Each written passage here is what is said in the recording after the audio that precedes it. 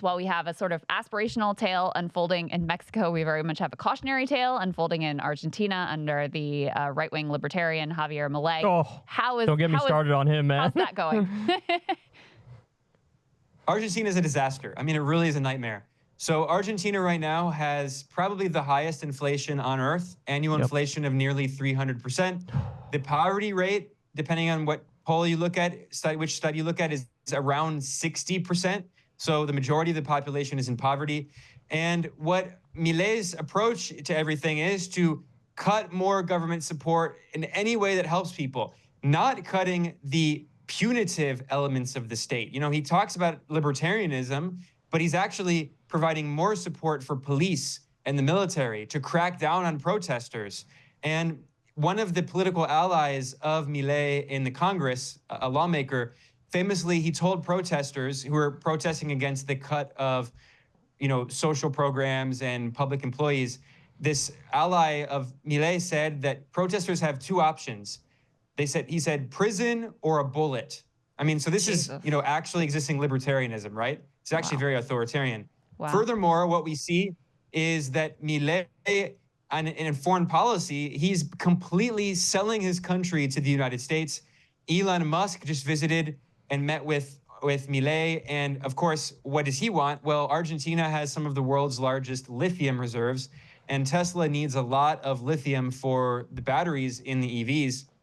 Furthermore, Milei has also been closely allying with Israel. He's one of the only leaders in Latin America, very few, that support Israel. In fact, out of all the regions of the world, Latin America has the most governments that have been opposing what Israel is doing, this genocide in Gaza, and they have joined, many other governments in the region have joined the South African case in the International Court of Justice, accusing Israel of genocide. Milei is one of a small handful of leaders I can count on one hand who are supporting Israel. In fact, the first trip that he took after he entered office was to Israel during this war on Gaza, expressing support. I mean, this is the opposite of libertarianism. I can't think of anything less libertarian, actual libertarianism, than bombing a civilian population trapped under a siege. I mean, this is horrific. Yeah. Furthermore, and a few other things we should talk about with Milei. So Milei, one of the first things that he did in his first day in office was he made nepotism legal. I'm not joking. He made nepotism legal so he could make his sister the head of his cabinet, the head of his government. So, I mean, the most powerful person who's running day-to-day affairs is his sister, who has no political experience. What she did previously is she was a reader of tarot cards, and she sold artisanal cakes on Instagram. But now she's running the Argentine government. Furthermore, what he did in the first day is he literally abolished half of the government ministries, not the Ministry of Defense, not the Ministry of Interior and Security, but he did abolish the Ministry of Public Works. He abolished the Ministry of Labor. He abolished the Ministry of Culture, the Ministry of Science and Environmental Policy. Because he denies climate science. He's a climate science denier. So in every single way, I mean, it's been a complete disaster. And there have been huge protests going on led by unions, and they've been violently repressed. And what's so crazy is even some police have been protesting because even some of their wages have been halved. Because what Milei did is he is allowing the currency to just collapse, because his solution to solve the hyperinflation in Argentina is to dollarize. He says we should abandon our monetary sovereignty and adopt the US dollar. So what he's doing is, first of all, when he came in, he intentionally devalued the currency, which meant that overnight, people who were paid in Argentine pesos, which is the majority of workers, the value of their paycheck decreased like almost by half overnight. Yeah, 54%. And he's allowing it to further depreciate significantly against the dollar. And meanwhile, his central bank is cutting interest rates.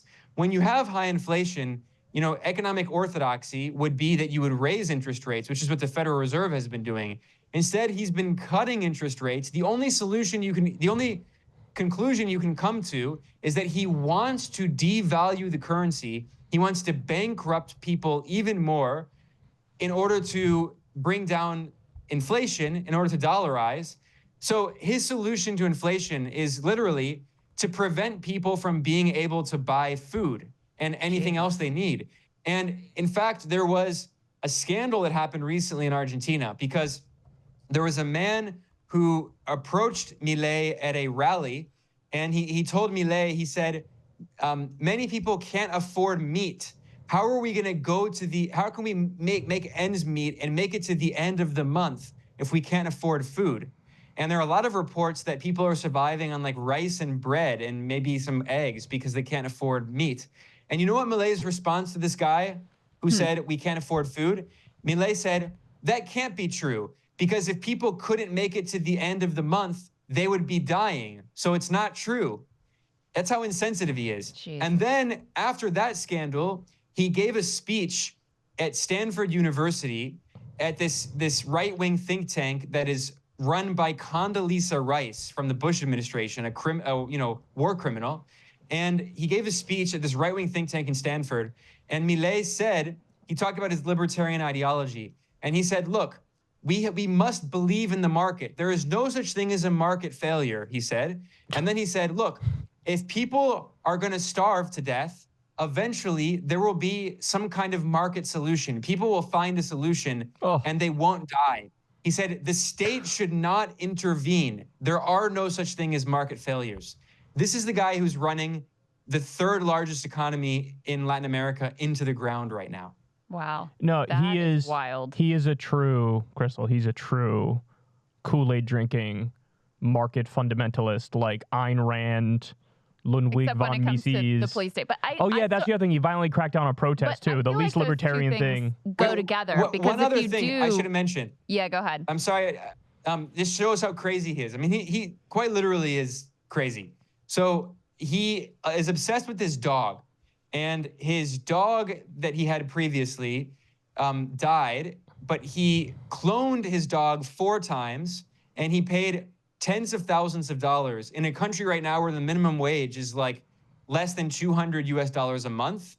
He paid tens of thousands of dollars to clone his dog. And he named each of the clones after one of these right-wing neoliberal economists. And as crazy as that is, I mentioned that his sister is a tarot card reader and an Instagram cake seller. And they're into the esoteric stuff. And they hired a seer who claimed that she could speak in the afterlife. And she claimed, and speaking with Milei, that Milei used her to talk to his dead dog, which is named Conan. That's what he named his dead dog. And he claimed that he talked to his dog from the afterlife, and his dog advises him on economic policy. Oh my God. I swear I'm not making this up. This is 100% real.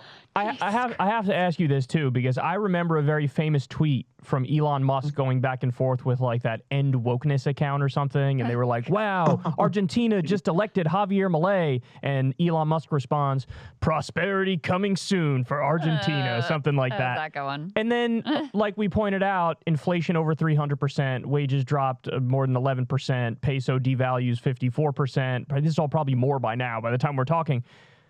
Why does the truth not matter at all to these people? Like, is there ever going to be a time where they're like, hey, my bad. Like, the numbers are actually the most horrific things I've ever seen in my life, and I was 100% incorrect. I've never seen anybody in that sphere just be like, my bad, I got that one wrong. I've had to come out. Remember when you used to debate? Instead, they do they haven't tried true libertarianism yet. You can't do that with Milei. Milei is so libertarian. Or like, well, it's early. We don't know. But he hasn't been able to do everything he wanted to do, Ben. They can't do that, though. Like, I remember when me and you used to debate DeSantis, and I thought he had a chance, and you were like, he doesn't have a fucking chance.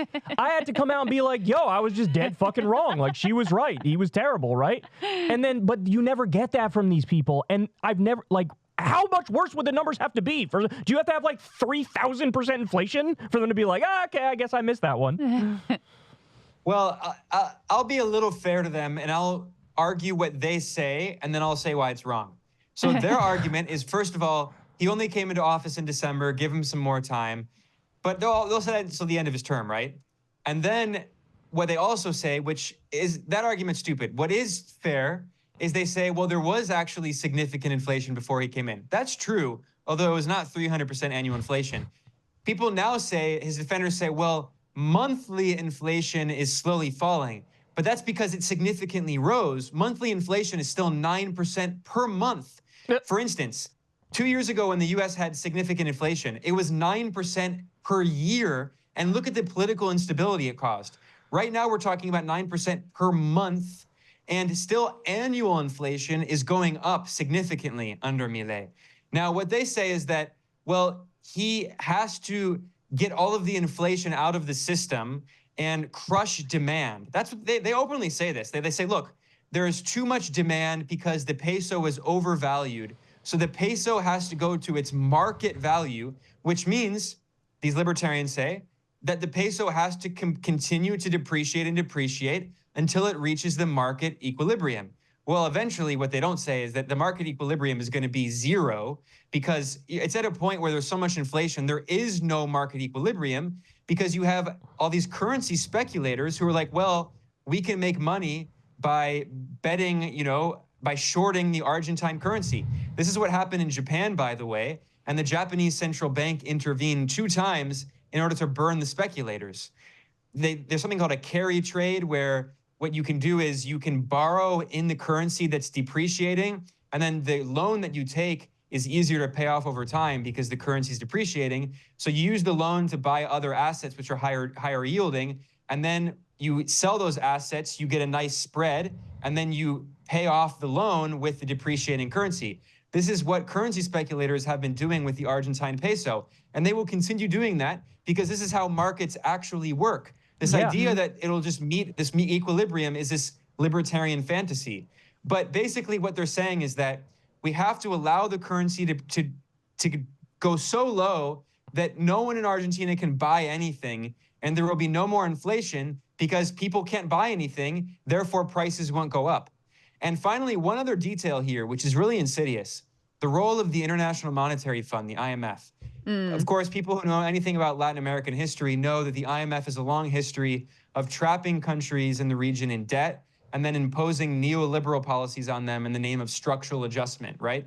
Right. Privatizations, cutting wages, cutting healthcare.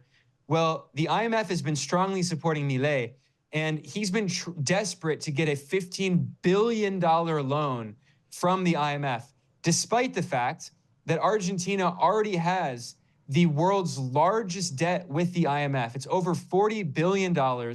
And the previous right-wing leader, who was a Trump ally, the Trump administration gave Argentina the biggest ever IMF loan in history to the right-wing president Mauricio Macri, and that money was used to fund capital flight and fund his friends so they could stabilize their currency, so they could cash it all out and buy US dollar assets and stash all their assets in offshore bank accounts, right? So the IMF was directly involved in corruption under Trump. This was admitted by Trump's IMF representative, Mauricio Carone. He admitted it in an interview with the Argentine media. So when the center-left, not even very left-wing, a center-left government came to power, the previous government, and they were trapped with over $40 billion of IMF debt. They were unable to pay it off. That's why there was so much debt, because they literally didn't have the dollars they needed to service the debt owed to the IMF and also owed to a bunch of billionaire oligarchs on Wall Street. Like, for instance, there's this horrible billionaire oligarch, Paul Singer, who is a major Republican donor and Trump ally.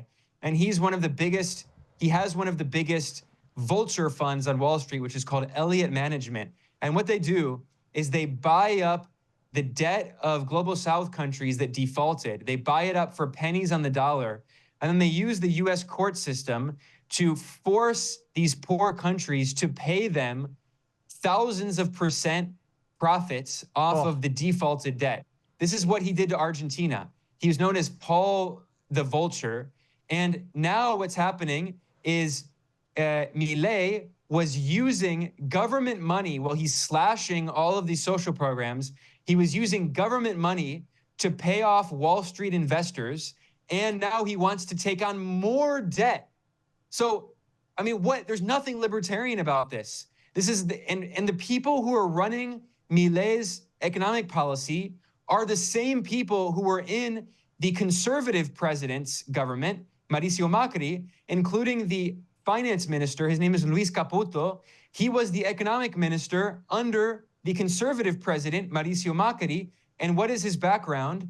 He worked at U.S. banks and German banks, and he oversaw Latin America policy at some of these major U.S. banks. So, I mean, the same Wall Street bankers who were in power in the previous conservative, mainstream conservative governments, they're the same people that Milei brought in. Just like, Trump said he was going to drain the swamp and be a populist, and he brought in the same ghouls that were in the Bush administration. I mean, this is always how the so-called right-wing populists govern.